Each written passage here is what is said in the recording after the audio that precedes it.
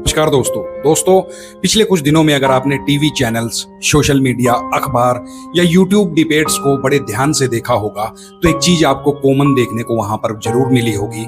हर जगह पर एक ही चीज की बेचैनी है। लगातार लोग पूछ रहे हैं आखिरकार सरकार जो है अचानक इतनी बचत की बातें क्यों करने लगी है। प्रधानमंत्री लगातार क्यों कह रहे हैं कि पेट्रोल डीजल का कम इस्तेमाल करो, विदेश यात्राएं कम करो, सोना जो है उसको कम खरीदो, कार पुलिंग जहां तक हो सके उसका इस्तेमाल करो, लोकल इंडिया में बनी हुई चीजों का इस्तेमाल करो और जरूरत पड़े तो वर्क फ्रॉम होम की नीति को अपनाओ। ऐसा प्रधानमंत्री क्यों कह रहे हैं? सभी के दिलों में ये बातें जो है उभर रही हैं। साथियों, ये बातें सामान्य परिस्थितियों में शायद इतनी बड़ी खबर ना बनती, लेकिन जब इन्हीं बातों को देश के बड़े औद्योगिक, कॉरपोरेट सेक्टर और वित्तीय संस्थाओं का समर्थन मिलने लगे तब सवाल उठना स्वाभाविक हो जाता है। साथियों, माफ करना, साउंड बड़ा आ रहा है बाहर से। तो ये स्वाभाविक बन जाता है कि आखिरकार पर्दे के पीछे क्या गेम चल रहा है, ऐसा क्या हो गया जो प्रधानमंत्री को बयान देना पड़ रहा है। साथियों, चर्चाएं तब तेज हो जाती हैं जब कोई बड़ा आदमी कोई बयान देता है। कोटक बैंक के मालिक जो हैं, उन्होंने उदय कोटक ने एक ऐसा बयान दिया है जिसने पूरे देश का ध्यान अपनी तरफ खींच लिया है। उन्होंने कहा है कि हमें सबसे बुरे समय के लिए तैयार रहना चाहिए और उनका कहना था कि समझदार देश और समझदार कंपनियां संकट के आने का समय का इंतजार बिल्कुल भी नहीं किया करती हैं, बल्कि पहले से ही उस संकट की तैयारियां शुरू कर देती हैं। उन्होंने ये भी कहा कि प्रधानमंत्री जो अपील आज फिलहाल कर रहे हैं उनका मकसद केवल सलाह देना नहीं बल्कि देश को एक कठिन दौर के लिए तैयार करना है। उदय कोटक जी ने ऐसा अपने एक बयान में, एक ट्वीट में कहा। वो कहीं पर बैठे थे, वहां पर उन्होंने बयान भी दिया था, बाद में ट्वीट भी किया था। अब सोचिए साथियों, जब देश का प्रधानमंत्री और देश का एक बड़ा उद्योगपति लगभग एक जैसी बातें करने लगे तो आम आदमी के मन में डर पैदा होना लाजमी है, स्वाभाविक है। हमारे और आपके मन में तो डर पैदा वैसे ही हो जाता साथियों, हम मिडिल फैमिली है। लोगों ने तुरंत सवाल उठाने शुरू भी कर दिए। क्या भारत में आर्थिक आपातकाल जैसी स्थिति बनने वाली है? क्या देश में फिर से लॉकडाउन जैसा माहौल एक बार फिर आने वाला है?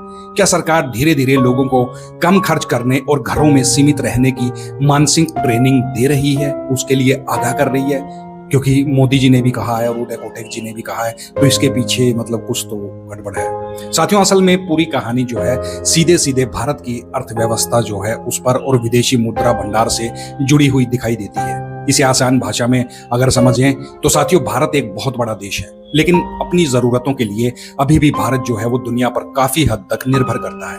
हमारा देश कच्चा तेल बाहर से खरीदता है, गैस भी अगर देखा जाए तो वो भी बाहर से आती है, सोना जो है इंडिया वो भी बाहर से खरीदता है, मतलब ये सारी चीज बाहर से इंडिया खरीदता है। और कई जरूरी ऐसे फर्टिलाइजर जो है वो भी बाहर से आते हैं। यहाँ तक कि बहुत सारे इलेक्ट्रॉनिक पार्ट्स और इंडस्ट्रियल मशीनें भी विदेशों से ही इंडिया के अंदर आयात करे जाते हैं और इन सब की खरीद जो है डॉलर के अंदर होती है। हम डॉलर देते हैं तभी हमें तेल मिलता है, फर्टिलाइजर मिलती है, सोना मिलता है। अब समस्या यहाँ से शुरू होती है। कुछ साल पहले भारत जिस तेल को लगभग $60 प्रति बैरल खरीदता था, वही तेल आज कहीं ज्यादा महंगे दामों पर पूरी दुनिया को खरीदना पड़ रहा है और साथ साथ भारत को भी खरीदना पड़ रहा है। यानी पहले जितने डॉलर में ज्यादा तेल आता था, अब उतने ही डॉलर में कम तेल आ रहा है। सिंपल सा फंडा यही है और इसका सीधा असर भारत के विदेशी मुद्रा भंडार पर पड़ सकता है। ये बड़ी चिंताजनक बात है साथियों। विदेशी मुद्रा भंडार यानी वो डॉलर, यूरो और दूसरी विदेशी करेंसी जो देश के पास अपने रिजर्व होते हैं उसमें जमा होती है ताकि विपरीत परिस्थिति में जरूरत पड़ने पर दुनिया से उस करेंसी के बदले सामान खरीदा जा सके। अगर ये भंडार तेजी से कम होने लगे तो देश की अर्थव्यवस्था पर बहुत बड़ा दबाव जो है बढ़ना शुरू हो जाता है।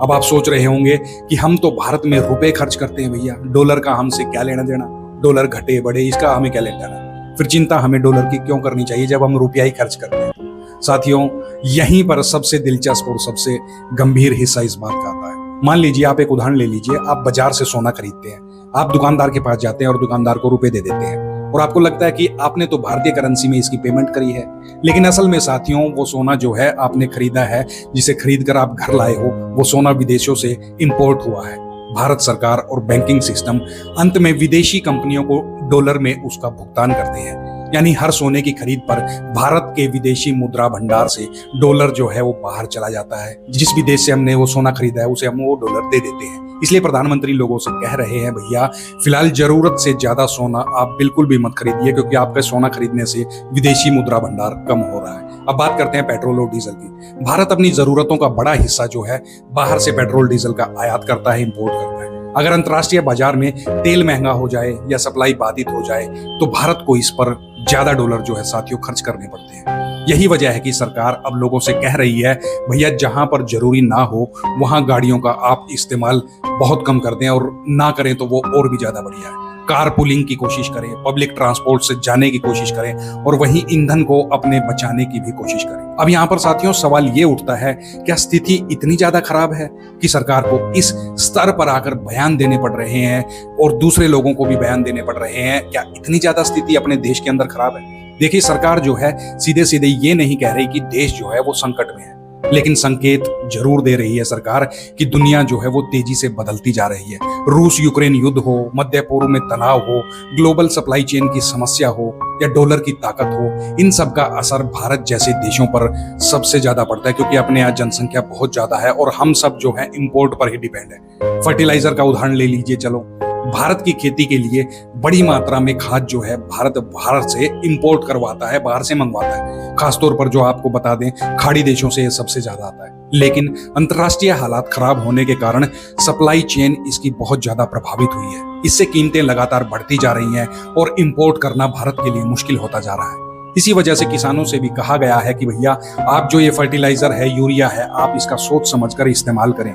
अब यहाँ साथियों एक और दिलचस्प बात आती है, प्रधानमंत्री केवल आर्थिक सलाह नहीं दे रहे बल्कि वो लोगों की आदतें बदलने की भी यहाँ पर कोशिश कर रहे हैं। प्रधानमंत्री साहब तो कोशिश ही कर रहे हैं, अगर लोग बदलते हैं तो वो बहुत अच्छी बात हुई। प्रधानमंत्री जी वोकल फॉर लोकल पर ज्यादा जोर दे रहे हैं, भैया इंडिया में बनी हुई चीजों का ही इस्तेमाल करो। मतलब अगर भारतीय लोग ज्यादा लोकल सामान खरीदेंगे तो क्या होगा, तो विदेशी सामान बाहर से कम आएगा और डॉलर की इंडिया में बचत होगी। लेकिन जैसे ही सरकार की अपीलें सामने आई, वहीं विपक्षी नेताओं ने यह कहा कि सरकार अपनी आर्थिक नाकामियों को और देशभक्ति और त्याग के नाम पर जनता के सामने इन सबको परोस रही है।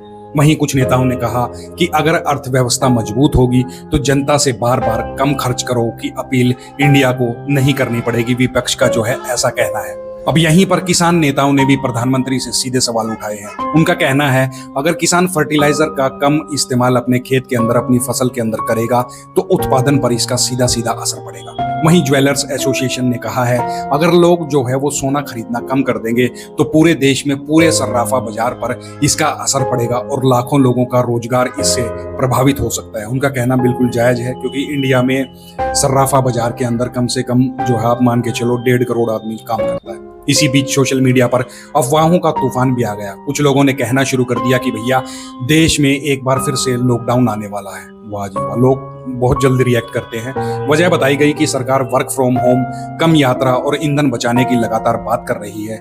लोगों को लगा कि कहीं ये धीरे धीरे उसी दिशा में बढ़ने की शुरुआत तो नहीं। फिर एक और खबर वायरल हुई कि भारत ने रूस से LNG खरीदना जो है वो बंद कर दिया है। लेकिन साथियों बाद में सरकार को खुद सामने आकर इस पर अपनी सफाई देनी पड़ी। मंत्री ने कहा कि भारत पहले से ही रूस से LNG जो है वो आयात नहीं करता था, इसलिए ये खबर जो है पूरी तरीके से गलत साबित हो गई। उन्होंने ये भी कहा कि लॉकडाउन जैसी कोई योजना फिलहाल सरकार के दिमाग में नहीं है, आप ऐसा सोचो भी मत। और कुछ लोग जानबूझकर पूरे देश में डर फैलाने की कोशिश कर रहे हैं। सरकार ने इसके साथ साथ ये भी बताया कि देश के पास जो है फिलहाल पर्याप्त मात्रा में तेल और गैस का स्टॉक मौजूद है, लेकिन चिंता जो है वो भविष्य को लेकर है। आज के दिन अगर आप पेट्रोल पंप पे जाओ तो आपको पूरी मात्रा में पेट्रोल मिलता है, जितना भी आप मांगोगे, मगर भविष्य को लेकर देश जो है वो चिंता में है, क्योंकि अगर वैश्विक हालात और ज्यादा बिगड़ते गए तो सप्लाई चेन जो है उस पर बहुत बुरा असर पड़ेगा। यहीं से सरकार की रणनीति समझ में आती है। सरकार चाहती है कि जब तक स्थिति सामान्य नहीं होती तब तक देश अपने विदेशी मुद्रा भंडार को जितना हो सके उतना सुरक्षित रखे। इसी कारण सोने पर जो है इंपोर्ट ड्यूटी उसको बढ़ा दिया गया है, यानी अब सोना जो है वो महंगा मिलेगा ताकि लोग जो है सोने की खरीद जो है कम कर सकें। क्योंकि अभी आपको पता है कि शादियां हैं और दूसरे फंक्शन है, भारत में जितना सोना यूज होता है ना साथियों, इतना सोना किसी दूसरे देश में कहीं पर यूज नहीं होता। अब इस पूरी कहानी का सबसे प्रतीकात्मक हिस्सा जो है उसको देखते हैं। प्रधानमंत्री मोदी की एक तस्वीर वायरल हुई जिसमें उनका काफिला पहले की तुलना में काफी छोटा हुआ दिखाई दे रहा था। आपने देखा भी होगा, मात्र 2 गाड़ियां चल रही थी। इसके बाद कई राज्यों के मुख्यमंत्री, मंत्री और बड़े नेता भी अपने काफिले में गाड़ियों की संख्या कम करते हुए दिखाई दिए। कोई मेट्रो से जाता हुआ अपने ऑफिस में दिखाई दिया, कोई इलेक्ट्रिक रिक्शे से जाता हुआ दिखाई दिया, कोई इलेक्ट्रिक बाइक से जाता हुआ दिखाई दिया, कोई सिंपल रिक्शा से जाता हुआ दिखाई दिया, तो कोई साइकिल पर जाता हुआ ऑफिस में दिखाई दिया। ये केवल बचत नहीं थी, बल्कि देश को एक संदेश था। संदेश ये था, अगर देश को कठिन समय के लिए तैयार रहना है तो शुरुआत ऊपर से करनी होगी, नेताओं से ही करनी होगी।